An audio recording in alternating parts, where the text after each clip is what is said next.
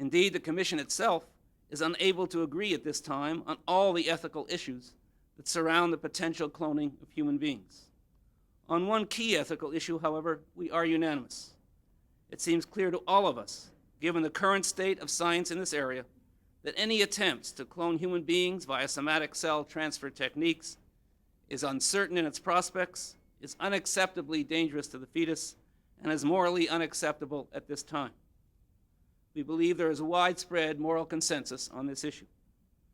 Moreover, we think that more time for further public deliberation on the complex ethical and social concerns that surround the issue would be helpful. We therefore recommend that the current moratorium on attempts to create children in this manner be continued, and that you immediately ask for voluntary compliance in the private sector, while federal legislation, carefully crafted and with appropriate sunset provisions, banning the use of these techniques for creating children,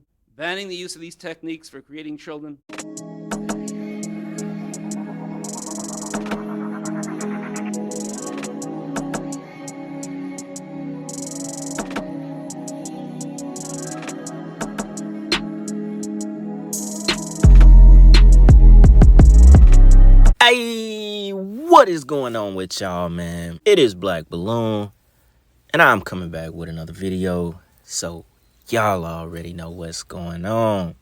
Alright, y'all. Now, as promised, today we are here to basically continue from the last video, right? Now, I got a couple more clips I want to show y'all from that specific podcast episode on the Deep End channel with Taylor Welch.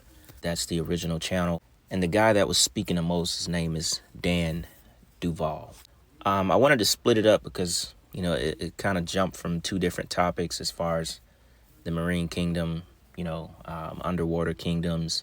And this one is more about cloning and the transfer of consciousness, which we are very aware of on this channel. As y'all know, I did like a whole series of cloning videos, and those videos were not just, you know, clone rappers and clone actors. We actually pulled up government documents. So, you know, we weren't just talking about rappers being cloned, actors being cloned. We were actually going into detail, you know, real facts, the government speaking about it, articles that came from officials directly next to the president at that time, as in Bill Clinton. I can put that clip back in here just for some context, because y'all remember he was like one of the only presidents that really talked about it, as in like they had to stop it, so on and so on. This was like early 2000s. And he said they had to stop federal funding for cloning. I can throw the clip in here for those who don't remember, but we did a very extensive series on cloning. And like I said, it wasn't just showing, you know, rappers and actors and stuff and saying, hey, this ear looks different. Hey, this nose look different. No, they actually clone people. We're not talking about the sheep that was cloned, Dolly or whatever that was. Cloning is beyond real. For the people that still question it, still don't believe it, it is real. The recent breakthrough in animal cloning is one that could yield enormous benefits, enabling us to reproduce the most productive strains of crop and livestock, holding out the promise of revolutionary new medical treatments and cures, helping to unlock the greatest secrets of the genetic code. But unlike the splitting of the atom, this is a discovery that carries burdens as well as benefits. Science often moves faster than our ability to understand its implications. That is why we have a responsibility to move with caution and care, to harness the powerful forces of science and technology so that we can reap the benefit while minimizing the potential danger. This new discovery raises the troubling prospect that it might someday be possible to clone human beings from our own genetic material. There is much about cloning that we still do not know, but this much we do know. Any discovery that touches upon human creation is not simply a matter of scientific inquiry. It is a matter of morality and spirituality as well. My own view is that human cloning would have to raise deep concerns, given our most cherished concepts of faith and humanity. Each human life is unique, born of a miracle that reaches beyond laboratory science. I believe we must respect this profound gift and resist the temptation to replicate ourselves. At the very least, however, we should all agree that we need a better understanding of the scope and implications of this most recent breakthrough. Last week, I asked our National Bioethics Advisory Commission, headed by President Harold Shapiro of Princeton, to conduct a thorough review of the legal and the ethical issues raised by this new cloning discovery, and to recommend possible actions to prevent its abuse, reporting back to me by the end of May. In the meantime, I am taking further steps to prevent human cloning. The federal government currently restricts the use of federal funds for research involving human embryos. After reviewing these restrictions, our administration believes that there are loopholes that could allow the cloning of human beings if the technology were developed. Therefore, today I am issuing a directive that bans the use of any federal funds for any cloning of human beings. Effective immediately, no federal agency may support, fund, or undertake such activity. Of course, a great deal of research and activity in this area is supported by private funds.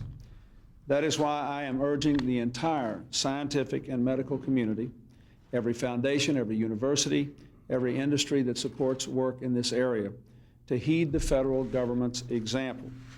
I'm asking for a voluntary moratorium on the cloning of human beings until our Bioethics Advisory Commission and our entire nation have had a real chance to understand and debate the profound ethical implications of the latest advances.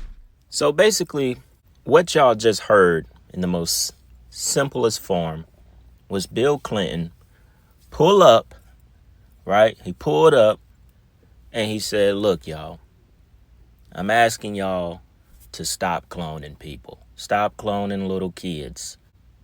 He said, this is a voluntary moratorium. He said, you should stop. We're going to cut funding because we have been funding cloning, but it's getting out of control. Y'all, I don't know who is who. Y'all cloning kids. Some of these people have cloned babies. Y'all pulling the consciousness out of other people and other little babies. A lot of y'all don't even know you got somebody out there that look just like you that lives somewhere in Germany. You've been cloned. They took whatever they needed to take from you at birth, and they cloned 1 or 2 or 3 of you, and you don't even know it. A lot of people who look just alike, you know, your doppelganger, it's your clone. It's really your clone. He was made. And you say, oh, you know, it doesn't have a soul. Yeah, but it has a consciousness. They transferred something and put it in there. And that is a working person now. It works. That clone works. So I changed my mind. Before we get into the clips of the podcast, you know, from the last video where it gets, you know, really freaky with the information. I don't mean sexual. I just mean it gets really weird for people who don't believe. We're going to circle back around. I'm going to play 2 more clips from y'all. Another official that was close to Bill Clinton back around this time, 1998, 1999.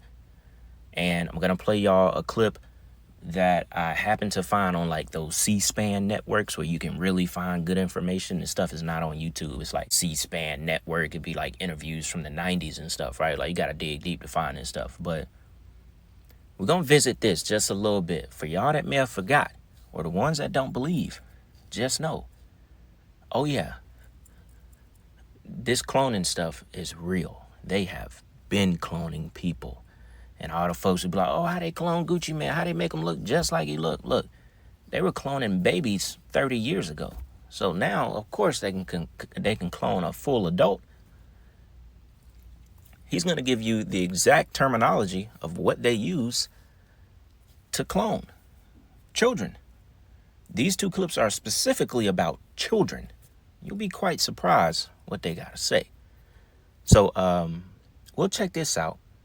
Then we'll get back into the rest of the video, all right? Check this out.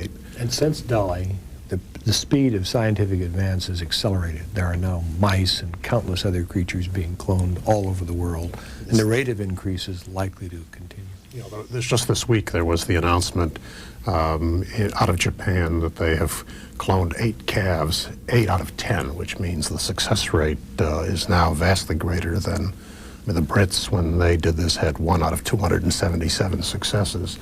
Now it seems that the technique is being perfected. So I do think that it's very important and timely for us to think not only about the animal uses of cloning, but especially about the prospects of human cloning, which, if I'm not mistaken, is something which could be attempted today if somebody were brave or rash enough to try.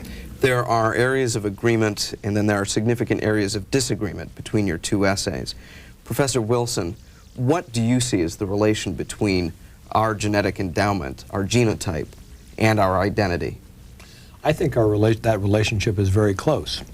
And indeed, in the case of cloning, unlike the case of identical twins, we would have as close as it is possible to get to the literally genetic duplicate of from whomever the egg is taken.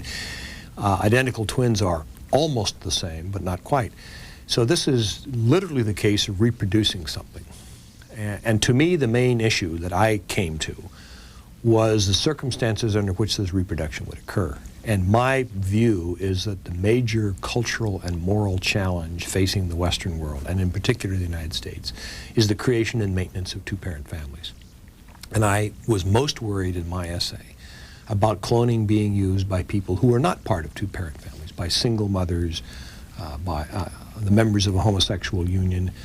I wanted to constrain this process so that cloning would occur as an alternative to normal pregnancy or in vitro fertilization for a married couple desperate to have a child. Leon Cass, your colleague, writes in his response that it's his view that cloning presents no special ethical risks if society does all in its power to establish that the child is born to a married woman and is the joint responsibility of the married couple. Again, elaborating on what he just said. Are you in agreement? No, I'm not. First, let me say that I do agree with Jim Wilson about the importance of the two-parent family and think we should do what we can to strengthen it. I frankly don't see the issue in cloning as constituting a major threat to that. There are many other threats that are at work in the society, and the technological ones are really only marginally a part of the difficulty. But cloning really is decisively different from in vitro fertilization. In vitro fertilization, though it's practiced in the laboratory, is technically speaking still sexual reproduction, by which I mean that the product is the product of two parents, an egg and a sperm, and it is also the resulting child is the product of nature and of chance.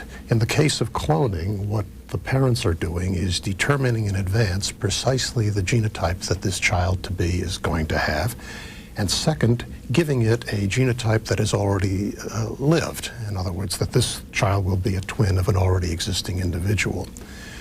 Now, so that's a radical difference. This is not just treatment of infertility, but it's treatment of infertility that produces a child of a very different sort. So basically what you just heard was two authors, they co-wrote a book together about their stance on cloning. One of the guys said he sees it as long as the cloned child is a part of a successful marriage, it's cool. You can raise this clone. They're talking about it as if this cloned child is a real person. Like, it happened from nature. It happened by chance, like the guy said. It happened from, semen and an egg. It happened from a man and a woman. The other guy that doesn't agree, he's like, no, this is not the same thing. This is not natural. This is a clone of someone who already exists. So everything that this clone baby is about, everything that makes up its DNA is coming from someone that exists already. It is not an original copy of a human. So therefore it lacks characteristics. It lacks traits of a real human. But it still leaves out a lot of questions, mostly being the soul. What actually makes a clone, a human. We're going to get more into it with the podcast that comes from, the last video we were listening to with Dan Duvall, because they talk more about transferring consciousness into these made up bodies or clone bodies, or even grays as in aliens or reptilians, and that they're not necessarily a reptilian or an alien. It's just a made up body with actual human consciousness inside of it. Basically, you never even know, that they can fool you with, this is an alien, but that's actually human consciousness in this made up alien body that was just transferred. Or you see somebody has an alien experience and think they just saw a real alien, but it's actually a human in that weird looking body. There's actually consciousness in there. Crazy, right? The different theories are wild beyond, anything you can imagine. One of the things that people need to understand as well is that the reality is when you go deep areas of the spirit world and the kingdom of darkness, shape shifting has a lot to do with the places that you may go. And so this would extend into the secret. So now I would put secret space program in with part of so I'm interrupting that conversation, but like part of the kingdom of the air, because with the secret space program, you have a lot of technology that is based on cloning and is based on soul trafficking. So this is what actually happens. Well, they may design a reptilian body with a person's DNA in it and hybridize it with some other stuff. So it's like partially reptilian-like. They grow it in a lab. They will take the soul fragment of a person that's been through mind control projects. You're typically government sponsored, so they have access to these people. They will pull that soul part or consciousness out of the body. They will put it inside of this reptilian composite body, and they will run an operation with that body, which is a type of cloning technology. And then they will pull that soul part back into the body when necessary or applicable. You'd be surprised at how far cloning technologies have gone, and because we're in an age now where we're engineering our way into all of these different kingdoms. Like there's a lot of partnership that's happened. And so, I mean, I even have prayers to deal with the phenomena of a person that comes to get deliverance ministry in the clone body, because the original body is on ice in Antarctica. And I'm not kidding. This is not a public prayer resource, because, people are, I mean, I guess your audience is now going to be ready for it. They're just going to get slapped in the face. But there are people that I have sat down with, I kid you not, they are not in the original body they were born in. And the problem with that is you run into weird legalities in the spirit world, because it's like the person is making claims on what they want God to do, but the counter argument from the spirit world is this physical body is property of the U.S. government. Therefore, their requests for freedom from these things do not apply. So we have a whole prayer resource just to get authority to do deliverance on the clone body. I remember a couple years ago, I was doing an intensive. So one of my intensives, so I have 60 people sitting there. And I have a girl come up and she's like, so both of my parents are clones, and this is in front of 60 people. Oh my gosh. And I'm like, no, she looks, like a normal person. Mm-hmm. She's a wonderful girl. I mean, great. Hangs out at our church. I mean, But she's not a clone. So I'm just saying, like, this was a real shocker for me. And so we did ministry demonstration, and there was a huge breakthrough that day, and it didn't have anything to do with the cloning thing. But yeah, I mean, I remember on another occasion, so we'll work our way into this. I was sitting down with a woman. This is separate, completely different story. And we're on the internet, so I do a lot of my ministry over Zoom. And she is switching about every 15 seconds. So, it's like 15 seconds, I'm talking to Sally. And then, the face changes and contorts and the eyes roll back and then come back. And it's like, okay, now I'm talking to Jessica. 15 seconds. Next thing I know, I'm talking to Steve. 15 seconds. Next thing I know, I'm talking to Joe. 15 seconds. I was waiting for her to crawl up the wall with her back shoulder blades. Like, I was like, this is about to happen for real right now. So the things that I've seen are intense. And I was watching physical restructuring of the bones in the face with some of the switches in real time with my own eyes, right? And so eventually I just got tired of it. And I was like, stop. So I had the angels hold a part at the surface so it couldn't move. And I said, is this the original body? They're like, no. I'm like, well, that's probably part of the problem of why we can't get a grasp on anything. This person had been to many deliverance ministers, many ministries, nothing would help them. Hit the wall and everything. And I was like, where is the original body? They're like, Antarctica. Of course. That particular case was many years ago, and I wasn't fully successful in helping that individual. Okay, so here's something I thought was very interesting, right?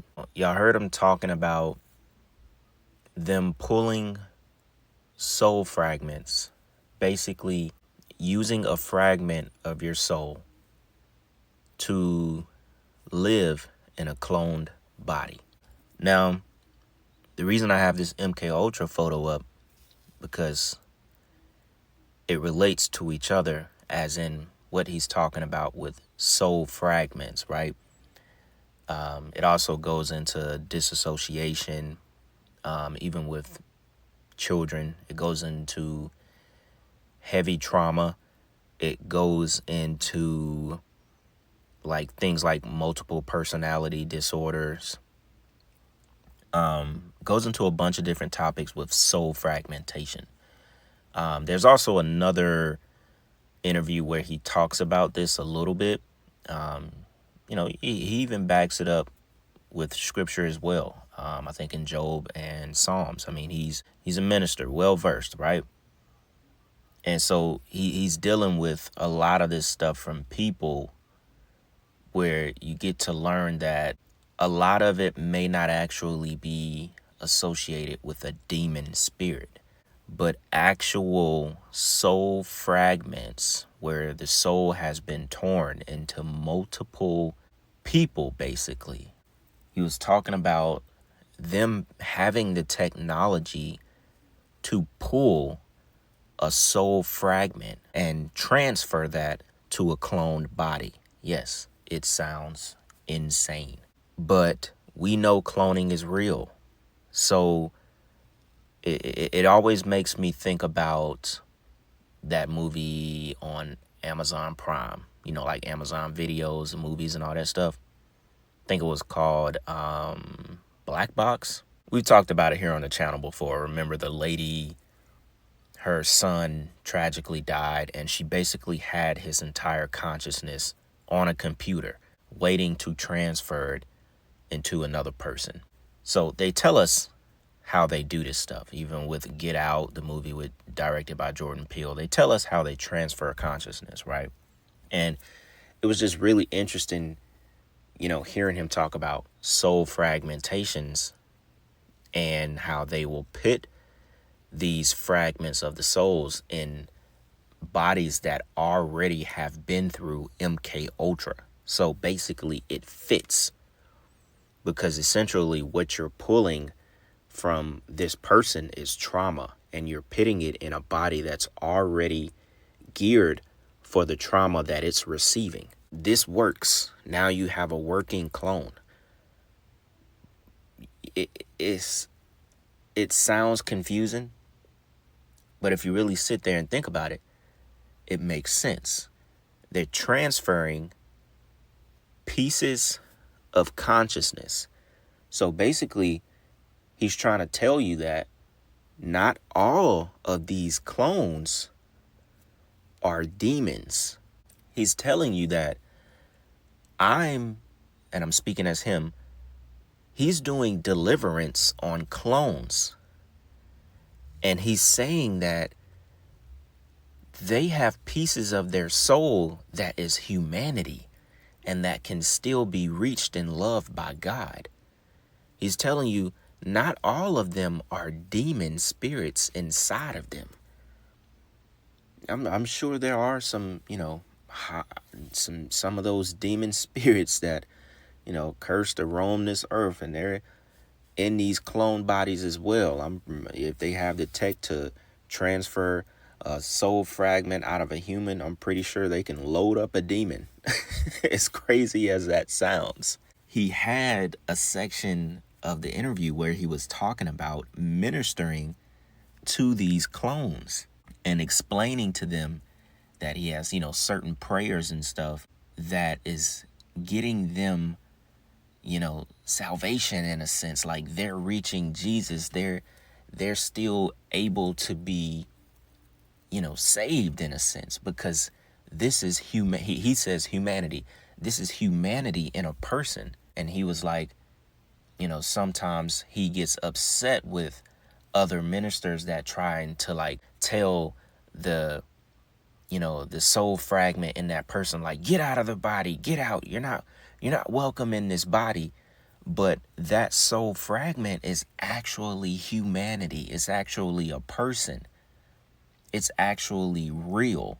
And they can't get out of the body because this is like, a part of their personality that was pushed back, that's now come to the forefront. Like it goes into the whole disassociation thing, multiple personalities and so on. That is actually a human still.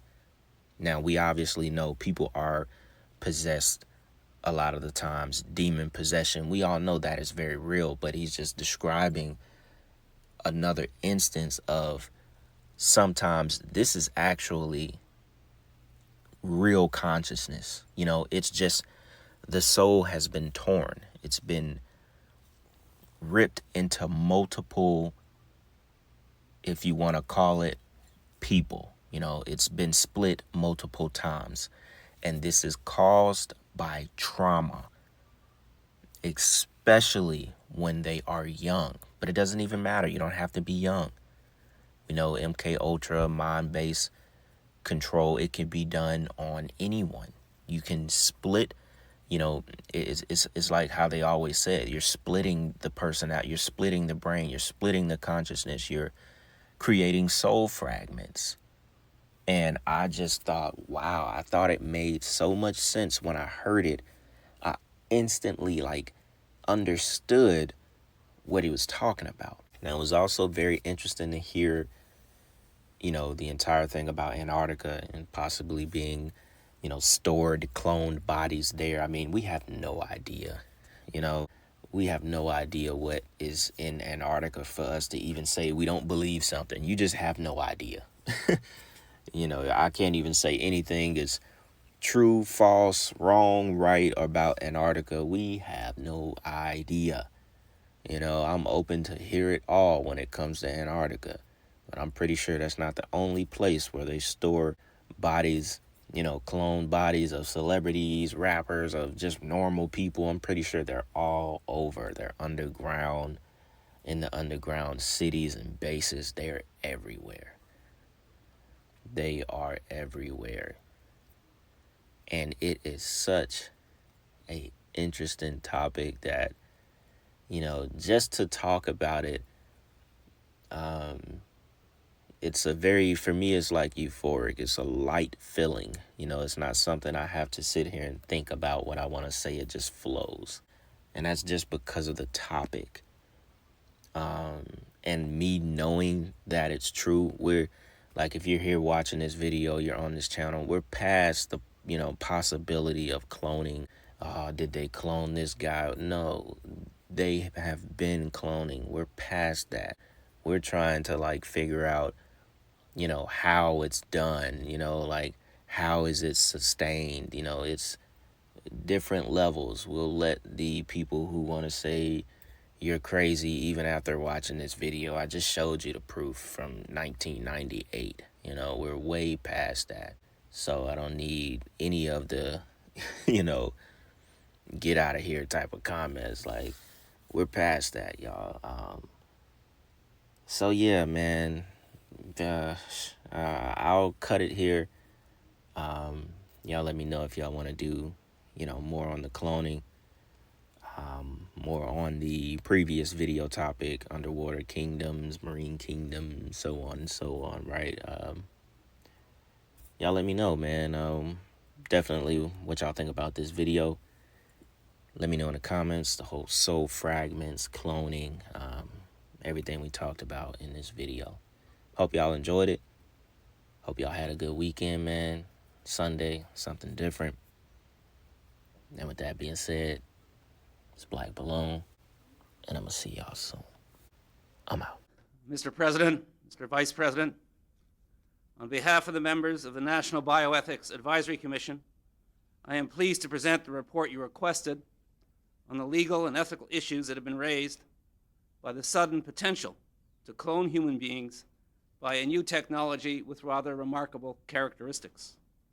As you can understand, this has been an unusually challenging assignment, in part because of the complexity and difficulty of the issues, in part because conflicting values are at stake, in part because Americans disagree on the implications of this new technology for the social and cultural values they hold dearest, in part because it's difficult to decide if and when our liberties should be restricted, and in part because of the ambitious timetable. In preparing our report, we made every effort to consult widely with ethicists, theologians, scientists, physicians, and as many citizens as possible with interests and concerns in this area. It is clear that the potential ability to clone human beings through the technique known as somatic cell nuclear transfer, raises many important scientific, legal, and moral issues that require further review and consideration. Indeed, the Commission itself is unable to agree at this time on all the ethical issues that surround the potential cloning of human beings. On one key ethical issue, however, we are unanimous. It seems clear to all of us, given the current state of science in this area, that any attempts to clone human beings via somatic cell transfer techniques is uncertain in its prospects, is unacceptably dangerous to the fetus, and is morally unacceptable at this time. We believe there is a widespread moral consensus on this issue. Moreover, we think that more time for further public deliberation on the complex ethical and social concerns that surround the issue would be helpful. We therefore recommend that the current moratorium on attempts to create children in this manner be continued, and that you immediately ask for voluntary compliance in the private sector, while federal legislation, carefully crafted and with appropriate sunset provisions, banning the use of these techniques for creating children, is formulated and considered.